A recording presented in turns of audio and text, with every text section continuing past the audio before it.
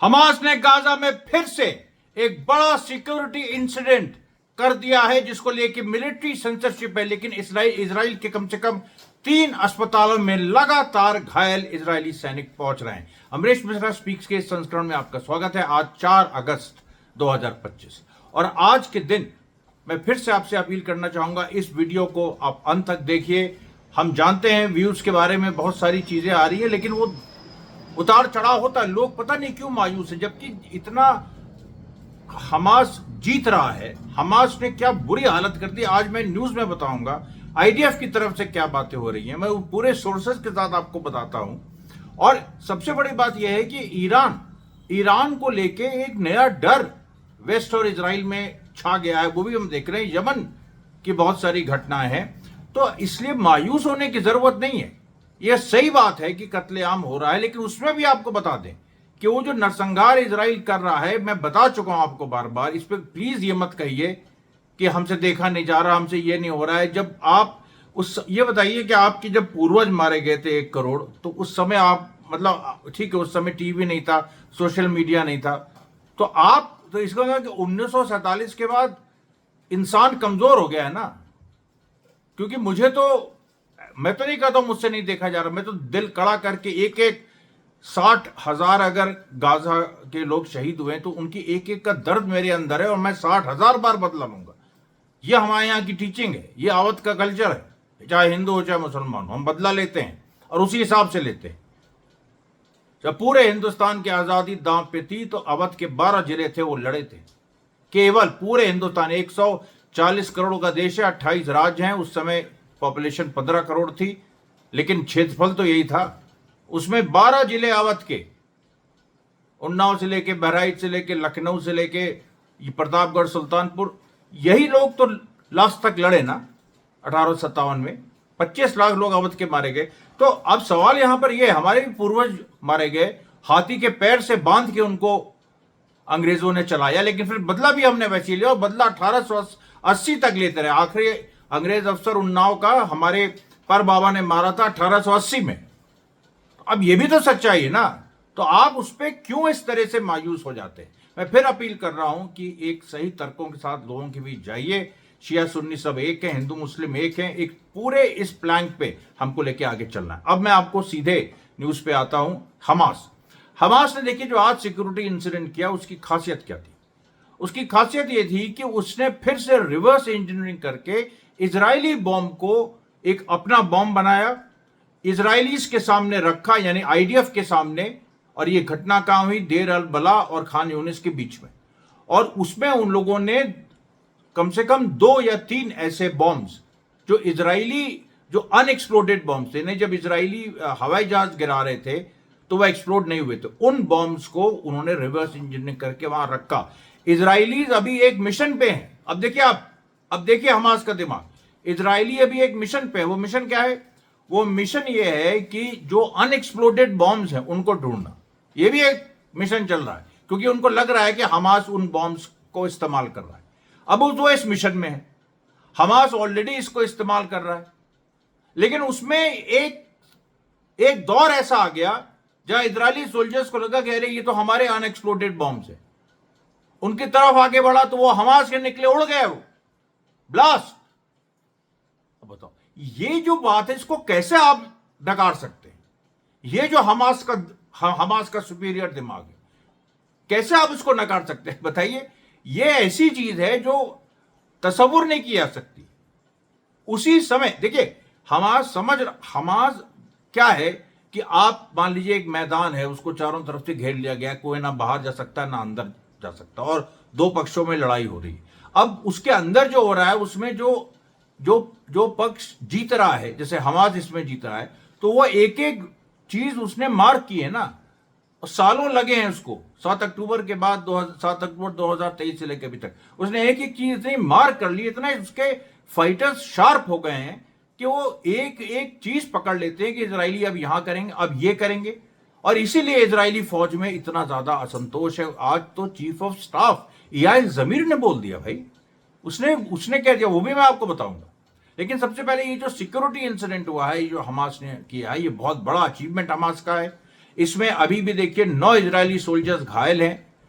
कल परसों की घटनाओं की खबरें आ जाती हैं कि कल परसों जो घटनाएं हुई उसमें 4 इजरायली सोल्जर मारे गए।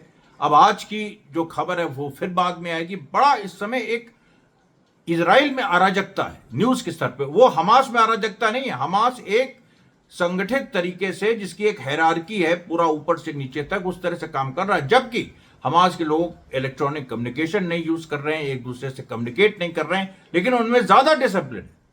और इजरायली फोर्स की, आईडीएफ की डिसिप्लिन टूट रही है। ये बताइए ना कि ये कैसे हो रहा है। और मैं वो जुमला आपको बताऊंगा जो आईडीएफ के चीफ ने यूज किया। तो आप देखिए ये जो पहलू है, इस पे ध्यान दीजिए। दूसरी बात, वेस्ट बैंक के रमल्ला में, अब रमल्ला क्या है? रमल्ला में महमूद अब्बास का कैपिटल है।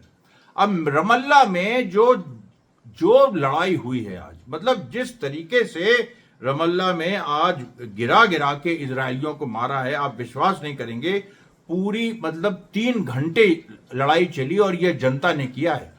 और यह पहला बड़ा हमला, और इसमें कम से कम 2000 इजरायली सेटलर्स थे और फिलिस्तीनी 500 थे रमल्ला में, और दौड़ा दौड़ा के उन्होंने मारा।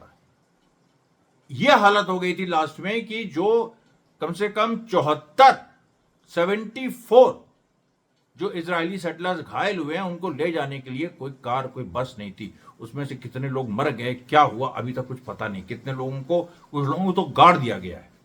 तो अब ये जो ऐसी चीजें हो रही हैं अनएक्सपेक्टेड, ये बिल्कुल अनएक्सपेक्टेड हो रही है। उसके बाद यमन। अब यमन ने देखिए, यमन ने 3 हमले कल रात से आज तक के बीच कर दिए। अब उन तीनों हमलों के बारे में मिलिट्री सेंसरशिप है, उसके बारे में कोई वीडियोस बाहर नहीं आ रहे हैं, कुछ नहीं आ रहा। लेकिन सच्चाई क्या है? सच्चाई यह है कि वो हमले आज सुबह हुए थे, आज तड़के सुबह। अभी तक इजराइल ने इमरजेंसी जो अपने ड्रिल है, यानी उसके जो सिटीजन हैं, वो शेल्टर्स में अभी तक है। अभी मतलब अभी 1-2 घंटे पहले तक थे, सारे नहीं, लेकिन जैसे शुरू में करीब 4-5 घंटा जो था, मतलब 4-5 घंटे, उसमें करीब 5 से 6 लाख लोग थे। अब 1 से 2 लाख होंगे, लेकिन अभी तो है ना। जबकि इजरायली सरकार कह रही है कि हमने वो, अब कोई डर नहीं। तो सिटीजन्स क्या कह रहे हैं? सिटीजन्स कह रहे हैं डर नहीं है, तो सायरन क्यों बज रहा है? अब बताइए, ये अराजकता का ये आलम है। सायरन बज रहा है। अब उस सायरन मैं ये आपको बता रहा हूं, ये आप देखिए, ये इस चीज की क्या खूबसूरत। अच्छा, उसके बाद देखिए, ईरान के बारे में बात मैं करूंगा, लेकिन एक छोटी सी बात आपको बता दूं कि मैंने जो कल शॉट जारी किया था हाइपरसोनिक मिसाइल्स का ईरान के बारे में, आज जो खबर आई है सुपरसोनिक मिसाइल, यानी हाइपरसोनिक जो साउंड की स्पीड से 5 गुना ज्यादा होता है वो हाइपरसोनिक होता है, और लंबी दूरी के लिए। और जो साउंड की स्पीड से 2 या 3 गुना ज्यादा होता है वो सुपरसोनिक होता है। और सबसोनिक मतलब साउंड की स्पीड से नीचे जो मिसाइल्स होती है। तो सुपरसोनिक मिसाइल भी बहुत इंपॉर्टेंट होती है, और ईरान ने उसका पूरा एक नया जखीरा डेवलप किया। उसका नाम क्या है, सब कुछ क्या है, अभी वो सब बाहर नहीं है, लेकिन कल मैं उसके बारे में शॉर्ट बनाऊंगा और आपको मैं उसमें दूंगा। मतलब आपको, जैसे आपने आईसीबीएम वाला शॉर्ट पसंद किया, 15-16 हजार व्यूज आए, तो ये वाला भी मैं शॉर्ट आपको दूंगा, क्योंकि ईरान दिन दूनी रात चौगनी प्रगति कर रहा है, और वो हर क्षेत्र में कर रहा है। उसके आप देखिए, इकोनॉमी में देख लीजिए, सैंक्शन से टूटी हुई इकोनॉमी कैसे वो वापस पटरी पे आ रही है। दूसरी बात, हथियारों में कैसे वो रोज नए मतलब इनोवेशंस वो दिखा रहा है, अनवेल कर रहा है। उसके लोग लगातार कह रहे हैं कि अब की बार अगर हमसे भिड़े तो हम अब की बार इजराइल को मटियामेट कर देंगे। इसी बार हो जाता। वो तो क्या है ना कि जो ईरान की जो लिबरल लॉबी है ना, वो अब ये एक इंटरनल प्रॉब्लम है। अब देखिए, एक देश है, अब आप ठीक है, अब आप एकदम से ये तो नहीं कर सकते है ना भाई, ठीक, उसकी लीडरशिप खामनेई साहब के हाथ में, वो क्रांतिकारी है और उन्होंने पूरा दिखा दिया अपना जलवा, क्रांतिकारी जलवा। लेकिन अब उसमें पेजिशकियान भी हैं, उसमें कुछ और लोग भी हैं, मैं क्या नाम लूं, जो थोड़ा उदारवादी हैं। इनको धीरे धीरे साथ लेके चलना होगा, और अगर ये साथ नहीं चले तो फिर ये फेंका जाएंगे अपने आप। वो प्रक्रिया जरूरी है, नहीं तो फिर दुनिया कहेगी कि देखिए इन्होंने दमन किया, इन्होंने वो चुना हुआ जो प्रेसिडेंट था उसको हटा दिया, तो इसकी जरूरत क्या? राजनीति को राजनीति की तरह देखना चाहिए। ईरान एक मुल्क है, अगर वो केवल हमास जैसी फोर्स होती तो एक अलग बात होती। वो मुल्क है, तो मुल्क को अपने हिसाब से मुल्क की तरह चलना चाहिए। तो इसलिए देखिए, ये जो ये जो पूरी स्थिति है। अच्छा, उसके बाद आप देखिए अभी क्या है कि एक बड़ी घटना हुई इजराइल में कि एक गाजा का जो इजराइल से बॉर्डर लगता है उसमें एक जगह है मेफ्लसिम। अब मेफ्लसिम वो जगह है जहां 7 अक्टूबर को कई जगह जो फेंस सेपरेट करता है गाजा और इजराइल को, और जिसको फेल कर दिया था हमास ने 7 अक्टूबर को, तो मेफ्लसिम को भी पेनिट्रेट किया था। अब 7 अक्टूबर को पेनिट्रेट किया था। आज की घटना है जिसमें कुछ लोग जो हैं, जो मेफ्लसिम में इजरायली मारे गए थे, जो हमास ने मारा था, उनका मेमोरियल बनाने वो पहुंचे। अब मेफ्लसिम में जब पहुंचे तो उन्होंने पाया कि गेट खुला हुआ है और इजरायली सोल्जर्स कोई है ही नहीं वहां। अब आप बताओ, ये अराजकता नहीं तो क्या? इजरायली सोल्जर्स है ही नहीं वहां। और इसके बारे में मैंने आपको इस चैनल पर रिपोर्ट सुनाई है कि मेफ्लसिम में क्या हुआ, मेफ्लसिम में क्या चूक हो गई आईडीएफ से, और ये आईडीएफ ने खुद पब्लिश की रिपोर्ट। और मेफ्लसिम में कोई आपका अता पता नहीं है कि कोई कहां है। कितनी देर तक, 3 घंटे तक कोई इजरायली सोल्जर नहीं था। ये आप देख लीजिए। ये जो गेट है मेफ्लसिम, ये बेत हनून और जबलिया से 2 किलोमीटर दूर है, यानी उत्तर गाजा जबलिया है। ये बेत हनून आपको अभी तक याद हो गया होगा, उससे 2 किलोमीटर दूर है मेफ्लसिम। और यहां पर इस तरह की स्थिति है कि पूरी तरह से कोलैप्स हो गया इजराइल का। उसके बाद देखिए, जो हमास ने जो अतामर डेविड की, जो मैंने कल वीडियो भी आपको दिखाया था, और उसका पूरा की जो अतामर डेविड के जो वीडियो हमास ने जारी किया, कि उसकी भी वही हालत है जो गाजा के लोगों की है, यानी जो होस्टेजेस हैं वो भी अब उनकी भी हड्डियां दिखने लगी हैं। उसको लेके जबरदस्ती का दुनिया में हाय तौबा हुआ। तो खैर, हमास ने तो जानबूझ के उसको पॉलिटिकल एक उसमें, और सच्चाई भी है और उसकी अपनी एक पॉलिटिकल उसमें एंगल भी है। अब हमास ने ये कहा है, अबू उबैदा का स्टेटमेंट आया कि भाई देखिए, हम रेड क्रॉस के साथ काम करने को तैयार हैं अगर वो ये जो होस्टेजेस हैं इनके लिए वो कुछ स्पेशल प्रोविजन करता है। लेकिन उसमें उसने ये भी कहा, उसने कहा कि अगर स्पेशल प्रोविजन आप बिजनेस के लिए करते हैं तो फिर आप गाजा के लोगों के लिए भी करिए, क्योंकि अगर गाजा के लोग भूखे मरेंगे और होस्टेजेस भूखे नहीं मरेंगे, ऐसा हो नहीं सकता है। हमारे फाइटर्स, हम होस्टेजेस को वही दे रहे हैं जो हमारे फाइटर्स खा रहे हैं। हमारे फाइटर्स आधा पेट काट के, मतलब अपना पेट काट के लड़ रहे हैं, आधे पेट लड़ रहे हैं। होस्टेजेस भी आधे पेट है। और उसने कहा कि अगर इजराइल चाहे तो वो खुद नहीं करना चाहे तो ठीक है, रेड क्रॉस को दे दे। रेड क्रॉस को हम जो होस्टेजेस हैं उन तक खाना वगैरह पहुंचाए, लेकिन गाजा के लोगों तक भी खाना पहुंचाए। अब यहां हमास ने पेश फंसा दिया।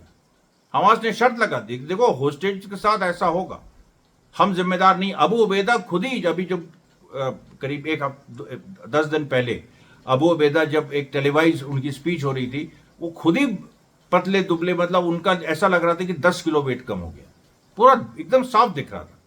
और ये वाकई वहां पर स्थिति, आईडीएफ के सोल्जर्स जो हैं वो कितने ऐसे हैं जो उनको खाना नहीं मिल पा रहा। क्या मैं बताऊं आपको, उनको खाना नहीं मिल पा रहा है क्योंकि वो इतनी अराजकता है वहां कि उसमें बहुत सारे लोग जो हैं वो गाजा के लोगों को, जो ट्रक वर्क लुटवाती है इजराइल, जो एड आती है उससे आईडीएफ के लोगों को भी खाना पहुंचता है, सबको नहीं। हम एक बात बता रहे हैं, मतलब 10-12% को। तो ये जो वहां पर हाल है, ये जो हमास ने जो पेच फंसाया है, इसकी आप खूबसूरती देखिए हमास ने कैसे फंसाया है। उसके बाद देखिए, जो हिजमा टाउन है जेरूसलम के नॉर्थ ईस्ट में, वहां पर भी वेस्ट बैंक में देखिए फिर से लाइव बुलेट्स और गैस बॉम्ब्स इजरायलीज ने छोड़े और इधर से भी बम चले। और फिर वही बात है कि वेस्ट बैंक में रेजिस्टेंस बढ़ता चला जा रहा है, रोज ये खबर आ रही है। फिर वही उसी रमल्ला में जहां वो बड़ा कन्फ्रंटेशन हुआ, एक दूसरी जगह बदरूस में भी जबरदस्त एक संघर्ष हुआ। फिर रमल्ला में ही नालिन में भी संघर्ष हुआ। और जो मैं जगह बता रहा था जहां 3 घंटे लड़ाई चली और इजरायली सेटलर्स 74 घायल हुए, वो अय्या जगह है, अय्या नॉर्थ रमल्ला में अय्या जगह। और पैलेस्टीनियन अथॉरिटी को, महमूद अब्बास को, इजराइल ने ये जिम्मेदारी दे रखी है कि वहां पर अगर लोग हमास की लाइन पे चलते हैं रमल्ला वगैरह में तो तुम संभालो।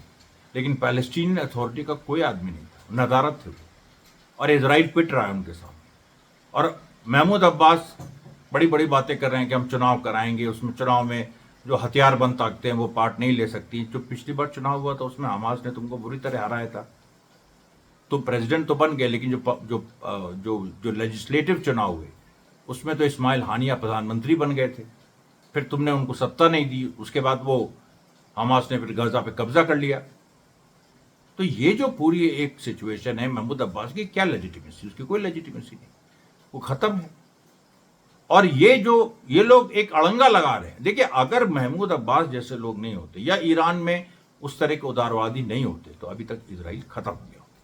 ये बेसिक टीचिंग है। कोई भी क्रांतिकारी, मैं किसान बैकग्राउंड के जो लोग हैं जो मुझे सुन रहे हैं, मजदूर बैकग्राउंड के हैं या मिडिल क्लास बैकग्राउंड के, लेकिन काम करते हैं, मेहनत कश है, तो उनको मैं ये एक बात बताना चाहता हूं कि अल्तोगत्वा आप ही के ऊपर देश और समाज और सब इतिहास का बोझ है। हम ही लोगों को लड़ना है। कल को यह लड़ाई भारत भी आएगी, उसमें उदारवादियों का साथ मत दीजिएगा। कभी किसी उदारवादी को सपोर्ट मत करिए, चाहे वो, मैंने कई लोगों के नाम लिए हैं, आप समझ जाइए।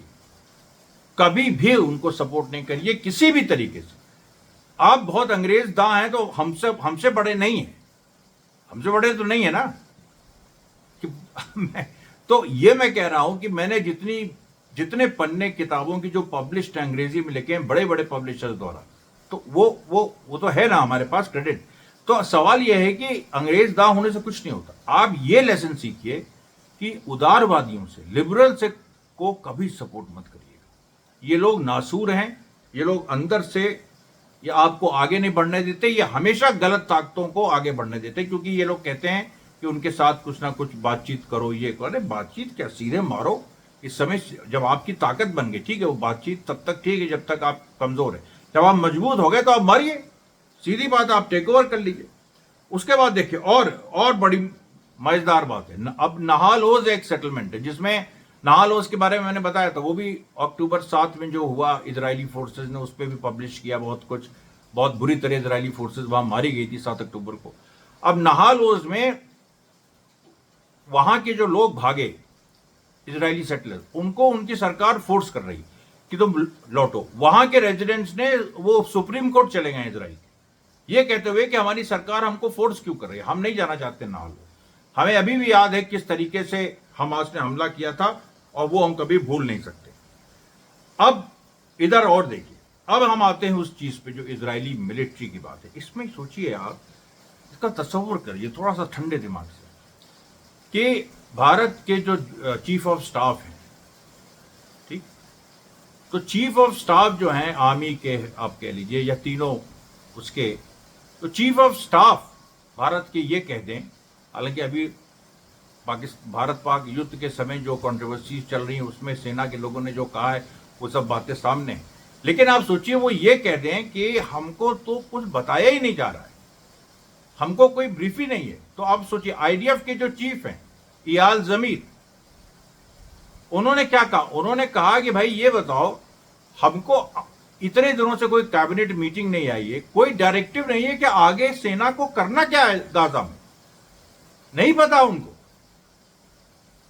वो कह रहे हैं कि बताओ हमको क्या क्या करना है। उसके बाद नेतन्याहू ने अभी कल या परसों मीटिंग बुलाई, उन्होंने पब्लिकली कह दिया। ये बातें पब्लिकली कही जाती नहीं, वो उनका भी चैनल ऑफ कम्युनिकेशन नेतन्याहू से टूटा है, तभी तो ये बात हो रही है। और नेतन्याहू तो सीधे ट्रंप को रिपोर्ट करता है, तो वो तो अपने लोगों से बात ही नहीं कर रहा है, ये ऐसी खबर आ रही है। और यार जमीर ने कहा कि भाई देखो यार, अभी तक हम जितना आगे बढ़ गए हैं उसके आगे हम नहीं बढ़ सकते, हमारी सेना। तो उन्होंने कहा दो ऑप्शन है, या तो तुम ये कहो, दो ही ऑप्शन है, उसने दो ऑप्शन दे दिए। उसने कहा या तो हमास के साथ डील करो, अभी समझौता करो और सारे होस्टेजेस को वापस लो, और जो भी उसमें तुम्हें देना पड़े कंसेशन वो दो, जो भी कीमत चुकानी पड़े इजराइल को चुकानी चाहिए। एक ऑप्शन ये। दूसरा ऑप्शन इयाल जमीन ने कहा कि ये हमसे कह दो कि अब कभी हमास से समझौता नहीं होगा, कोई समझौता नहीं होगा, सारे होस्टेजेस को मर जाने दो और गाजा को ऑक्यूपाई कर लो, गाजा से सारे फिलिस्तीनियों को हटा दो, हमास को डिसमेंटल कर दो। तब उसमें इयाल जमीन ने कहा अच्छा हम कर तो देंगे, हालांकि बाद में उसने उसको भी काटा, लेकिन उसने कहा चलो हमने माना, हम ये कर देंगे, लेकिन इसमें कम से कम 10 साल लगेंगे, 10 years। 10 साल उसने कहा, 10 year, it will take years, 10 साल लगेंगे। और मैं तो 10 साल रहूंगा नहीं सर्विस में, उसके बाद जो आएगा उसको फिर उसका सर दर्द होगा। लेकिन चलिए 3-4 साल में सर्विस में रह सकता हूं, 10 साल लगेंगे उसने कह दिया। अब आप सोचिए, आप ये कहाँ, आर्मी जब ये कह रही है और नेतन्याहू के पास कोई जवाब नहीं है, ट्रंप अपने अलग मस्ती में है, क्योंकि विटकॉफ यहाँ आए, उन्होंने कह दिया जेनोसाइड नहीं हो रहा है, तो अब ट्रंप भी वही कह रहे हैं जेनोसाइड नहीं हो रहा है, कह रहे हैं हम देखिए खाना खिलाने की कोशिश कर रहे हैं गाजा। अरे यार तुम क्या, अब तो देखिए अब गाली देने का भी मन नहीं करता। मतलब ये लोग ऐसे हो गए हैं लतखोर टाइप के कि इनको कोई फर्क नहीं पड़ता है, और इनकी ये अपने यहाँ अपने देश में ही आइसोलेट हो रहे हैं पूरी तरह से। आज कम से कम डेमोक्रेटिक और रिपब्लिकन सेनेटर्स, पार्लियामेंटेरियंस, कम से कम 56 लोगों ने इस तरह से लिखा है कि America is out of step with the free world. यानी जो यूरोप कह रहा है पैलेस्टीनियन स्टेट को हम रिकग्नाइज कर लेंगे, ये कर लेंगे, तो उसके बारे में उन्होंने कहा कि अमेरिका को भी कर लेना चाहिए। अमेरिका जो है यूरोप से पीछे इस समय जा रहा है। फ्री वर्ल्ड यूरोप का है, वो एक लिबरल वर्ल्ड है, वो रिकग्नाइज करता है। हालांकि वो लिबरल जो यूरोप का जो ये मूव है पैलेस्टाइन को रिकग्नाइज करना, ये हवा इसमें इसका कोई ठोस वो नहीं है, लेकिन फिर भी बड़ी बात है। कम से कम एक प्रोपेगेंडा लेवल पे हमास की तो विक्ट्री है ही। जमीन पे जो होगा सो देखा जाएगा, वो तो जो हो रहा है वही होगा, लेकिन एक प्रोपेगेंडा लेवल पे हमास की बड़ी जीत होगी, क्योंकि ये महमूद अब्बास उसका क्रेडिट नहीं ले जा पाएंगे, वो हमास ही ले जा पाए। चाहे वो एक ऐसी बस ये थ्योरेटिकल सरकार बन जाए, थ्योरी की सरकार बन जाए केवल, तब भी उसका क्रेडिट हमास को मिलेगा। उसके बाद देखिए ये जो याल जमीर और इनमें जो लड़ाई है, उसके साथ साथ कम से कम सोचिए कि अच्छा हाँ, एक चीज और कि ये जो ऑपरेशन गिडियन चैरियट शुरू किया था नेतन्याहू ने 27 मार्च 2025 को, जब 17 मार्च को संधि तोड़ी, 27 मार्च को ये मिलिट्री ऑपरेशन शुरू किया जो अभी तक चल रहा है। अब इसको याल जमीर कह रहा है ये तो खत्म हो गया। इसका जो ऑब्जेक्टिव था, आपने कहा था हमास को डिसमेंटल करना, होस्टेजेस को छुड़ाना, गाजा में पे कब्जा करना, तो भाई ठीक है, गाजा के एक हिस्से पे हमारा कब्जा है, हमास अभी खत्म नहीं हुआ है, वो तो खत्म होगा नहीं है इस तरह से, उसके लिए तो 10 साल लगेंगे। तो उस पे भी वो कह रहे हैं कि गिडियन चैरियट जो तुमने अभियान चलाया था उसकी अंत की तो घोषणा कर दो कि हम हार गए। नेतन्याहू जरा थोड़ा सा इसकी भी तो घोषणा तुम्हें करनी चाहिए ना कि हम हार गए, भाई हमसे नहीं हो रहा। अब यहां देखिए कि जो मैं आपको बता रहा था कि मोसाद और शिन बेत के कम से कम 55 अधिकारी होंगे, उसमें से कुछ सर्विंग है। पता नहीं ये कैसा देश है, सर्विंग लोग भी लिख रहे हैं। सर्विंग लोग मतलब जो कुछ सर्विंग ऑफिसर्स हैं प्लस जो रिटायर्ड हैं 55, उन्होंने नेतन्याहू को चिट्ठी लिखी है और ये उससे साफ कहा है कि इस लड़ाई में अब कुछ रहा नहीं है, कोई दम नहीं रहा है, अब खत्म हो गई लड़ाई। और उन्होंने एक और बात कही कि हम हमास को क्या ड्रेन करेंगे, उसने हमें ड्रेन कर लिया। मतलब हमास, ये बात नेतन्याहू ने कही थी कि हमास को हम थका देंगे, उसके ड्रेन मतलब उसके अंदर की हम सारी ऊर्जा खींच लेंगे। हमास ने हमें ड्रेन कर दिया, हमें हमारी सारी ऊर्जा नष्ट कर दी, अब हम क्या उसकी ऊर्जा नष्ट करें। अब ये सारी जो बातें हैं, ये सब बातें जब जिस तरह की आती हैं ना, तो उसमें बहुत ज्यादा एक सोसाइटी में एक दूसरी तरह का असर पड़ता है। दूसरी बात देखिए, जो आज एक और गंभीर बात है कि कुछ ऐसी बीमारियां गाजा के लोगों में शुरू हो गई, बच्चों में खासतौर पे, जैसे गुलियन बाढ़। अब गुलियन ये जो है इसका